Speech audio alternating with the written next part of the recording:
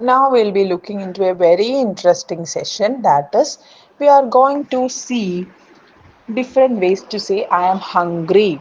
Okay, when I am hungry, or when you are hungry, you will be shouting, right? Oh, I am hungry, give me something. Usually we tell it to our like family members, right? Or our friends or colleagues, right? Usually it is to friends or family members. So I'm going to teach you how you can tell the different ways of telling I am hungry.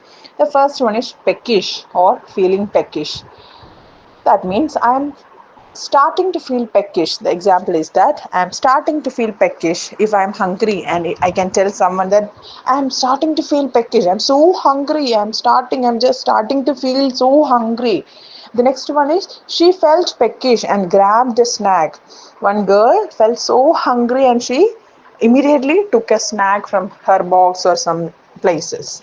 And the next example is got anything to munch on? I am feeling a bit peckish. What some person is asking to other person, anything is there for eating? Anything there? I am feeling so hungry. That is the sentence. And the next usage is starving or famished. Let's look at the example. I haven't eaten all day. I am starving. One boy or a girl is telling, I haven't eaten any, like I didn't eat anything, that's why I'm feeling so hungry. That's the usage. Next sentence is, after the hike we were absolutely famished. After going for the hike we were absolutely tired, and we are absolutely hungry, we are so hungry. See the next usage, I could eat a horse. That seems so funny, right? That we usually tell that all times. No, when we are hungry or when we are that much hungry, we'll tell, oh, I'm so hungry. My hunger is like I'll eat a horse, or I'll eat a elephant if I get. If I'll eat an elephant if I get. Okay. And the first example is, I skipped breakfast and now I could eat a horse. I skipped my breakfast. That's why I'm feeling so hungry. My hunger is how much? I could eat a horse. That much hunger I have. The next sentence is, after the long trip, I was so hungry. I could eat a horse.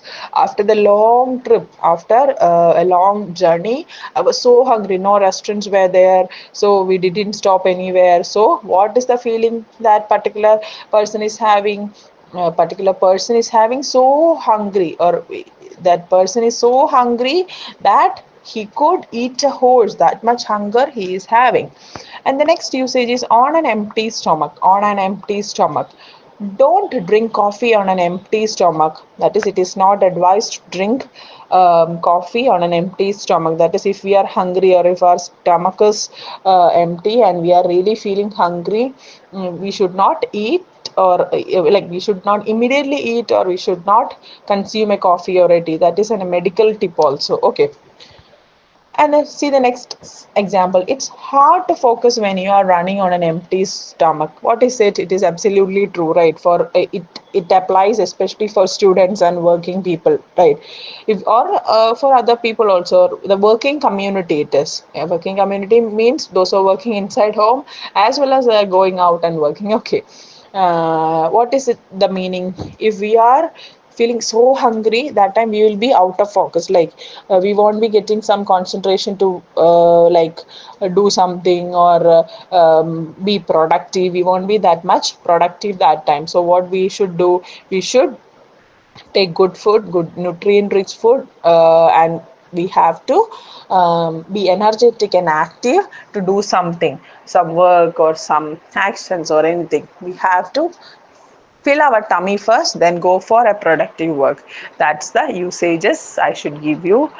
You can refer this and use it in your daily conversation, then only it will be very useful for you.